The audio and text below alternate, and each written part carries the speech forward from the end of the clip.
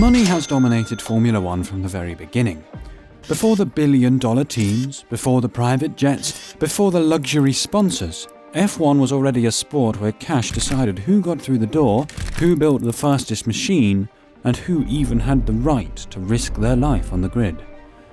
So, from the gentleman racers who bankrolled their own careers, to Ferrari becoming the most powerful brand in motorsport, to Bernie Ecclestone turning F1 into a global empire, to Red Bull proving that an energy drink company could buy a team and build a dynasty, this is the entire history of money in Formula One. Let's start in the 1950s, when Formula One officially became a world championship. And back then, the sport looked nothing like the billion-dollar machine we know today. No Netflix cameras, no Las Vegas spectacle, no cost cap. It was dangerous. And above all, it was expensive. You see, from the very beginning, Formula One was not a sport you could enter because you were talented. You needed a car, you needed mechanics, you needed parts, you needed connections. And in most cases, you needed serious money behind you just to show up. The first World Championship season in 1950 had works teams like Alfa Romeo, Ferrari and Maserati competing alongside a wave of private entrants, trying to race with whatever machinery they could afford. Alfa Romeo dominated, winning every race they entered, and Giuseppe Farina became the first world champion. But that early dominance already revealed something important. This was not just driver versus driver, this was factory versus factory. In Formula One, without money, they wouldn't let you near the grid. And that is what made Ferrari so important. While other manufacturers came and went, Enzo Ferrari understood something that would define the sport for decades. Racing was not just about winning trophies. It was about selling a dream. Speed, danger, beauty, Italian pride. And eventually, that methodology became priceless. Then Mercedes arrived and showed the entire paddock what a true manufacturer superpower could look like. With Juan Manuel Fangio at the wheel, Mercedes dominated the mid-1950s, winning drivers' championships in 1954 and 55 before withdrawing from the sport entirely after the 1995 Le Mans catastrophic crash. They might have withdrawn for a while, but Mercedes showed F1 that if a manufacturer commits, the scope of the sport is bound to change. For the first 2 decades of the championship, Formula One still had one foot in the old world. Cars were painted in national racing colours, almost like flags on wheels. British cars were green, Italian cars were red, French cars were blue. It was tradition, it was romantic, and it was slowly becoming a financial problem. And then Colin Chapman looked at all that tradition and basically said, "Yeah, but where's the money?" Because by the late 1960s, Formula One was getting too expensive to survive on passion alone. Cars were faster, technology was more advanced, teams needed better facilities, better engines, better mechanics, and a constant stream of development just to stay competitive. So, in 1968, Lotus did something that changed the sport forever. They dropped the classic British racing green and showed up in the red, white and gold of gold leaf cigarettes. And just like that, one of the most beautiful traditions in motorsport was sacrificed for something far more powerful: commercial sponsorship. Suddenly, the car was not just a car anymore. It was a billboard that could travel the world, that could be photographed in newspapers, that could appear on television, that could crash, burn, win or explode, and still put a brand in front of millions of people. Tobacco brands especially saw Formula One as the perfect playground. The sport was fast, dangerous, glamorous, international and addictive to watch. Everything about it matched the image they wanted to sell. So the liveries started becoming iconic. Gold Leaf Lotus, John Player Special Lotus, Marlboro McLaren, Rothmans Williams, Camel Lotus, Mild 7 Benetton. These were more than sponsors slapped on a car. These were identities, The black and gold JPS Lotus did not just look like a racing car. It looked expensive. It looked dangerous. It looked like something James Bond would drive if he had a death wish. And by the 1970s, 80s and 90s, tobacco sponsorship had become one of the biggest financial forces in the sport. Teams depended on it. Grand Prix weekends were wrapped in it. Drivers were promoted through it. And the more global F1 became, the more valuable those cars became as moving advertisements. The teams that landed the biggest sponsors could spend more, hire better people, develop faster cars, and build the kind of professional operations that smaller teams could barely dream about. But the sport still needed someone to take all that glamour, danger, politics, and chaos and sell it to the entire world. And that person was Bernie Ecclestone. Bernie had been around the paddock for years. He managed drivers, he bought the Brabham team, he understood the politics of the garage, the egos of the team bosses, and the desperation of race promoters who wanted the prestige of a Grand Prix on their calendar. But the thing Bernie understood better than almost anyone was television. Because if sponsors had turned F1 cars into billboards, TV turned those billboards into global property. Suddenly, a Marlboro McLaren was not just being seen by a crowd at the circuit, it would be seen by fans in Britain, Brazil, Italy, Japan, and Australia. And that changed the value of everything. So, in the 1970s, Ecclestone became heavily involved with the Formula One Constructors Association, better known as FOCA, which pushed for the teams to have more control over the sport's commercial future.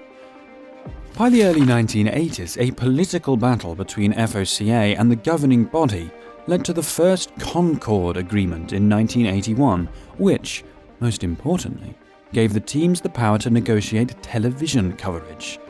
And that was the genius move. Because at the time, TV rights did not look like the gold mine they would later become. Some officials still saw television as a promotional tool. Bernie saw it as the entire future of the sport. So instead of Formula One being a loose collection of dangerous races scattered across different countries, it became a package, a calendar, a championship, a show. Something broadcasters could buy, sponsors could understand, and governments could pay to host. He sold scarcity. He sold glamour. He sold Monaco. He sold Ferrari. He sold the sound, the speed, the champagne, the whole travelling circus. But Bernie's empire had a complicated side. The biggest teams became more powerful. Historic races had to fight for survival. Smaller teams were scrapping for sponsors while the commercial value of the sport climbed way above their heads. He made Formula One bigger than ever, but he also made it more expensive than ever. While Ferrari, McLaren and Williams were becoming global names, the smaller teams were living a completely different version of the same sport. They were not fighting over championships. They were fighting over spare parts, travel costs, engine deals, sponsor payments, damaged cars, and whether they could even afford to show up at the next race. And this is where Formula One created something most sports never had in the same way: the pay driver. In most sports, talent is what gets you paid, but in Formula One, sometimes money gets you the seat. Because for smaller teams, a driver was not just a driver. If he came with sponsor backing, a wealthy family, government support, or a national company willing to put millions into the team, he was not just bringing lap time, he was bringing survival. Teams like Minardi, Arrows, Jordan, HRT, Manor, and Caterham all showed different versions of the same problem. And this was not just some old-school problem from the back of the grid. Pedro Diniz arrived in F1 in the 1990s, with major Brazilian sponsorship behind him. Pastor Maldonado brought huge Venezuelan backing through PDVSA, but also proved the story was never that simple by winning the 2012 Spanish Grand Prix for Williams. Lance Stroll's rise was tied closely to his father Lawrence Stroll's fortune, and Nikita Mazepin's Hassi arrived with Ural Kali money connected to his family. Different eras, same story. And while Bernie's TV empire made Formula One look richer from the outside, inside the paddock, the sport was splitting cleanly in two. At the front, Ferrari and McLaren were fighting like kings. At the back, some teams were racing against bankruptcy. And this is where Formula One started getting really glamorous. Because once sponsorship money entered the sport properly, it did not just help the teams survive, it helped them become empires. By the 1980s and 1990s, Formula One had moved far beyond the old image of brave men in fragile cars racing for glory. Now, the sport had global sponsors, television audiences, superstar drivers, and teams that looked less like racing garages and more like corporate war machines. Marlboro, Camel, Rothmans, John Player Special, Mild 7, Benson and Hedges. These brands were everywhere. On the cars, the helmets, the overalls, the posters, and in the memory of almost every iconic F1 image from that entire era. McLaren became the clearest example of what tobacco money could build.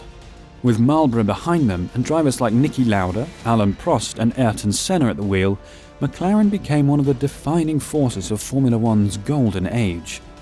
The cars were iconic. The drivers were iconic. The rivalry was iconic. And when Senna and Prost were battling in those red and white McLarens, it felt like the centre of the entire sporting world. Williams had their own empire, backed by major sponsors and elite engineering. Rothmans Williams became one of the most recognisable images of the 1990s. Benetton brought colour, style and aggression, and was very aware of how modern sport was changing. And then there was Ferrari. Ferrari had always been different. The team was more of a religion.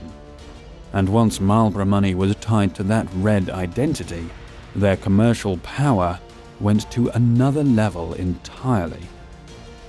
They already had the history, the emotion, and the global fanbase. Now they had the financial muscle to keep pulling the biggest names towards Maranello.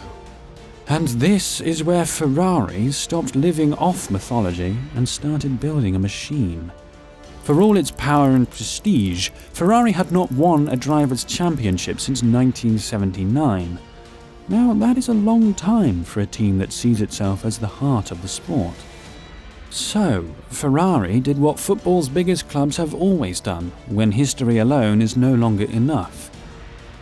They went shopping, and not just for a driver, for an entire winning system. By the time Ferrari signed Michael Schumacher, he was already a double world champion.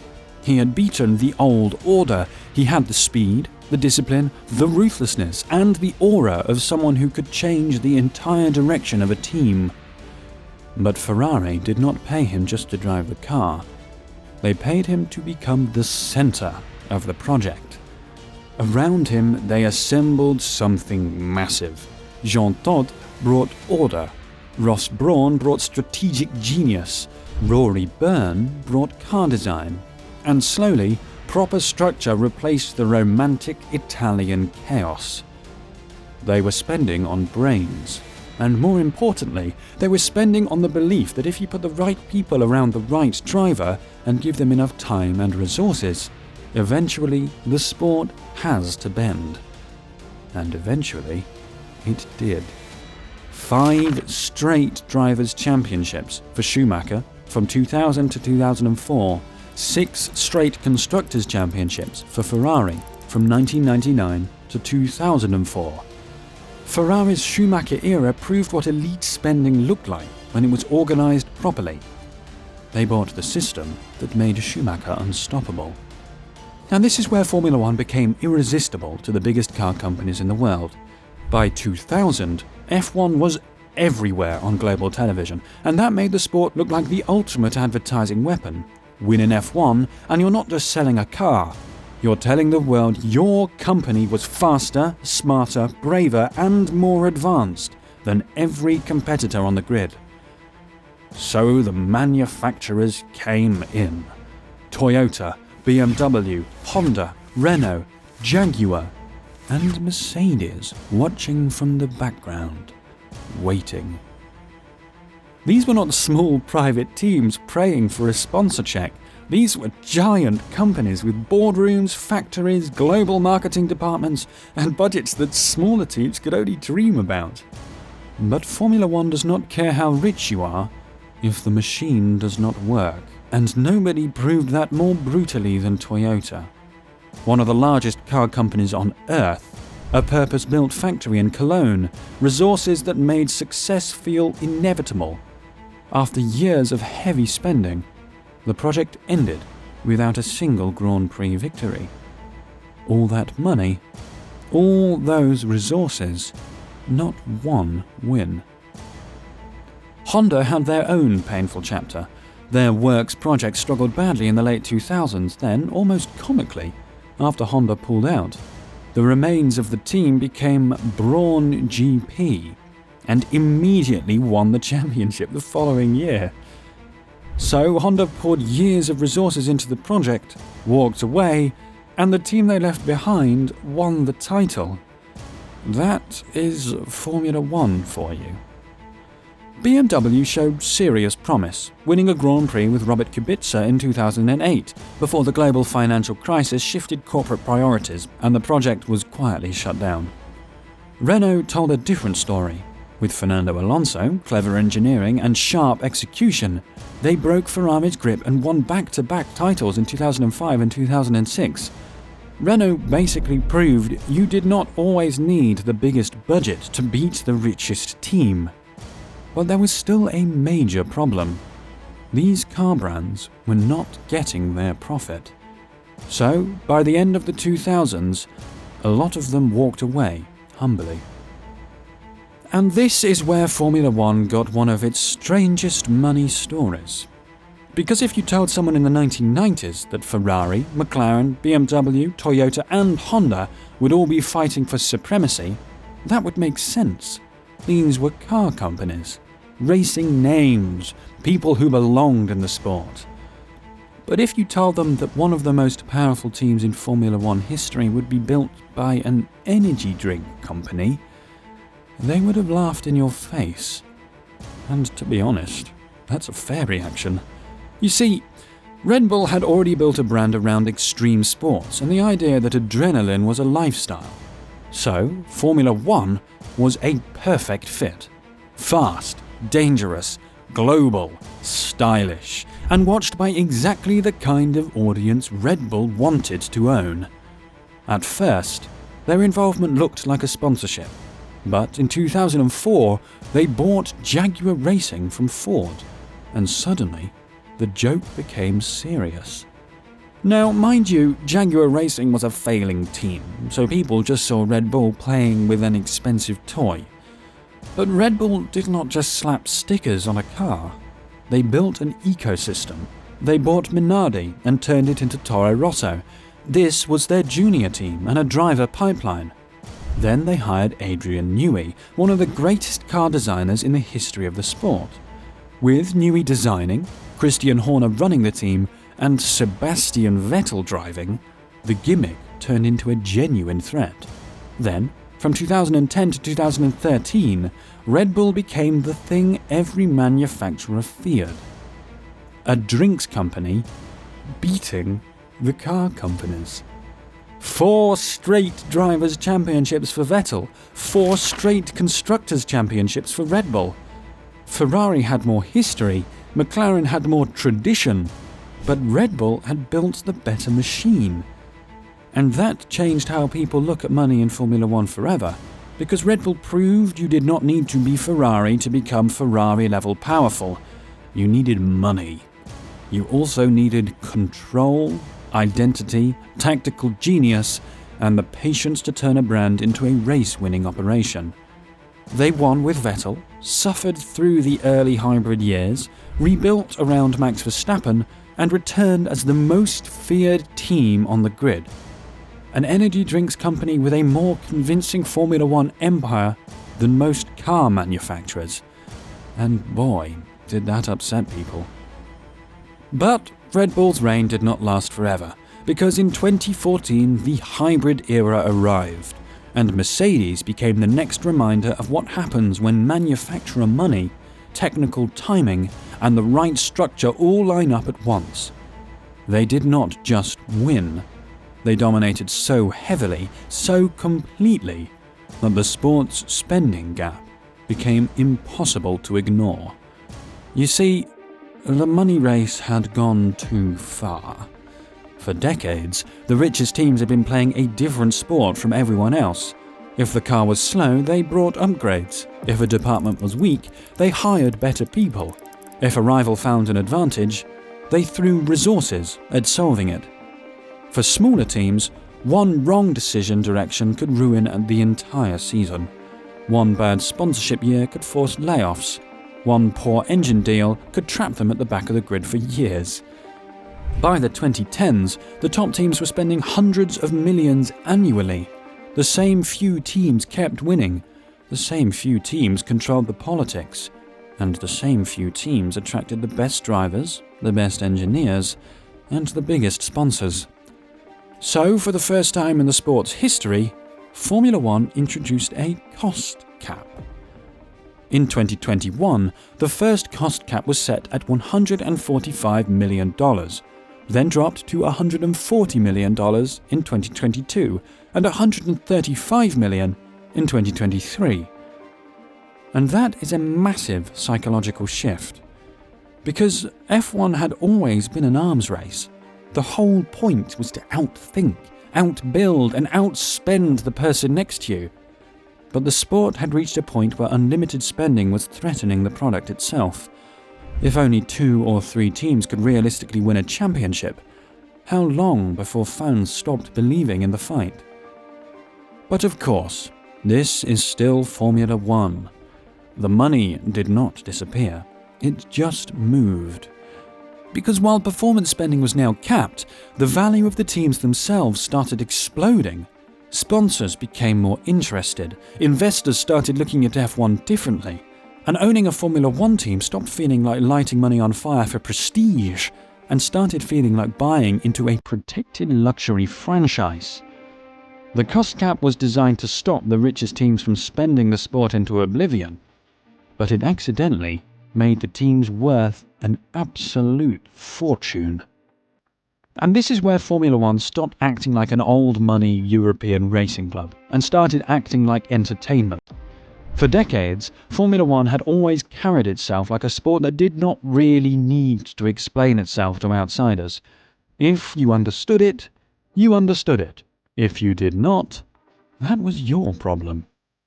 Then Liberty Media arrived. And Liberty looked at Formula One differently. They did not just see cars going around a circuit, they saw content, characters, heroes, villains, rivalries, politics, heartbreak, and behind-the-scenes drama. They saw a sport that already had everything Netflix spends millions trying to create from scratch. It just needed to be opened up. And then came Drive to Survive. Now, hardcore fans will argue about this show endlessly. Some say it exaggerated rivalries, some say it made team principals look like reality TV characters. But that was kind of the whole point. Because Drive to Survive sold Formula One as drama, suddenly people who had never cared about tyre strategy or brake temperatures were arguing about team politics, driver contracts, and who betrayed whom in the paddock. Daniel Ricciardo became the charming, funny one. Gunther Steiner became television gold. Christian Horner became the political operator. Toto Wolff became the cold corporate general. Lando Norris became the relatable young star. Lewis Hamilton became not just a champion, but a global cultural figure. And just like that, Formula One had something it had always wanted, but never quite cracked in every market: casual fans. These fans might not watch every lap, but they'll watch clips and follow drivers on Instagram. The fan base finally grew larger in the US. Austin grew bigger, Miami arrived with celebrities and beach club energy. Las Vegas became the sport's loudest statement yet. And with bigger publicity, more sponsors wanted in. Bernie Ecclestone had sold F1 as a rare, elite, dangerous sport. Liberty Media sold it as a global, luxury entertainment machine. More celebrities wanted grid access. More luxury brands wanted association. More investors started looking at F1 teams as scarce global assets. And fans who had entered through Netflix were buying merchandise, following race weekends, and treating F1 like a lifestyle product. You see, this changed the value of everything attached to Formula One. Because for most of F1's history, owning a team was not exactly a sensible business decision. It was glamorous, yes. Powerful, yes. But financially, it could be brutal. Teams burned money, sponsors came and went, cars got written off, engines cost fortunes. That is why the old F1 graveyard is so full. Arrows, Prost, Minardi, HRT, Caterham, Manor, teams that came in thinking they could survive the game, only to find out the game was more expensive than anything they had planned for. But F1 was different now. There were only 10 teams on the grid, 20 seats, a limited calendar, and a very limited number of entry points into one of the fastest growing sport properties in the world. Scarcity changed everything, and the Andretti situation made that crystal clear. A major American racing name, General Motors and Cadillac, attached to the project, but the existing teams didn't really want them, because a new team does not just add another car, it splits the money, and nobody inside the club was interested in making the club cheaper to join. By 2025, F1's 10 teams were valued at more than $34 billion, with even the lowest valued team worth over $1.5 billion. And the drivers were no different. Hamilton did not just become rich by being fast, he became powerful by becoming bigger than Formula One. The fashion, the celebrity connections, the activism, the business ventures. He became proof that an F1 driver could be more than a world champion. He could be a cultural figure. And the generation below him went even further. Lando Norris built Quadrant and became the face of a younger, internet-native audience. Charles Leclerc became the romantic Ferrari hero. And Max Verstappen sold pure competitive violence, the driver who does not seem interested in being liked as much as being inevitable. And the calendar told the same story. Bahrain, Abu Dhabi, Qatar, Saudi Arabia. These races are not just about racing. They are about prestige, soft power, and announcing to the world that your nation belongs in the same conversation as Monaco, Silverstone, and Monza. And every old European venue now has to ask a very uncomfortable question. Can history compete with cash? Nothing captured that better than Las Vegas. The Strip, the lights, the celebrities, the absurd ticket prices. The whole thing felt less like a Grand Prix weekend and more like F1 staging its own Super Bowl. And whether people loved it or hated it, the message was clear. Formula One will always follow the cash and then spend the next decade pretending it was all about racing. But anyway, if you want to see what all of that money actually built when it was firing on all cylinders, you'll have to click on the video on screen right now.